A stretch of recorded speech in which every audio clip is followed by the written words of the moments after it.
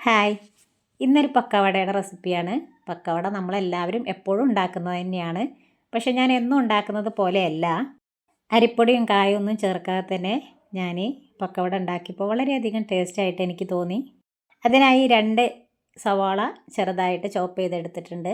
അതിലേക്ക് ഇഞ്ചി വെളുത്തുള്ളി പേസ്റ്റും ഒരു 3-4 പച്ചമുളക്, കറിവേപ്പില കുറച്ച് കൂടുതലായ നല്ലൊരു സ്മെല്ലാണ് അതിന്. അതുപോലെ തന്നെ മല്ലിയില, ഉപ്പ്, 1 ടീസ്പൂൺ മുളക് പൊടി ചേർത്തിട്ടുണ്ട്. 1/2 ടീസ്പൂൺ മഞ്ഞൾപ്പൊടിയും കുറച്ച് ഗരം മസാലപ്പൊടിയും കൂടെ ചിക്കൻ മസാലയുടെ പൊടിയും കൂടെ ചേർത്തിട്ടുണ്ട്. ഇനി ഇതെല്ലാം കൂടെ ഒന്ന് കൈകൊണ്ട് നന്നായിട്ടൊന്ന് തിരുമ്മിയെടുക്കണം. മസാലയൊക്കെ ആ ഉള്ളിയിലൊക്കെ ഒന്ന് പിടിക്കുന്നവരെ ഒന്ന് നന്നായി ഒന്ന് മിക്സ് ചെയ്ത് കൊടുക്കുക. ഇനി 1/2 കപ്പ് കടലപ്പൊടി എടുത്തിട്ടുണ്ട്, അത് ചേർത്ത് കൊടുക്കുക. ആ എടുത്ത കപ്പിൻ്റെ പാതി മൈദപ്പൊടിയും കൂടെ ചേർത്ത് കൊടുക്കുക. ഇനി ഒരു 2 പിഞ്ച് സോഡപ്പൊടിയും കൂടെ ചേർത്ത് അതൊന്ന് നന്നായി കുഴച്ചെടുക്കുക. കടലമാവ് എടുത്ത ആ കപ്പിൽ നിറയെ വെള്ളം എടുത്തിട്ടുണ്ടായിരുന്നു. അത്രയും വെള്ളം ആവശ്യമായി ഒന്ന് കുഴച്ചെടുക്കാൻ വേണ്ടിയിട്ട്.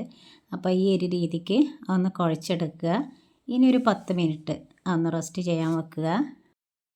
ഇനി ചൂടായ ഓയിലിലോട്ട് മാവ് ഒഴിച്ച് കൊടുത്ത് അതൊന്ന് മീഡിയം ഫ്ലെയിമിലിട്ട് കൊടുത്താൽ മതി.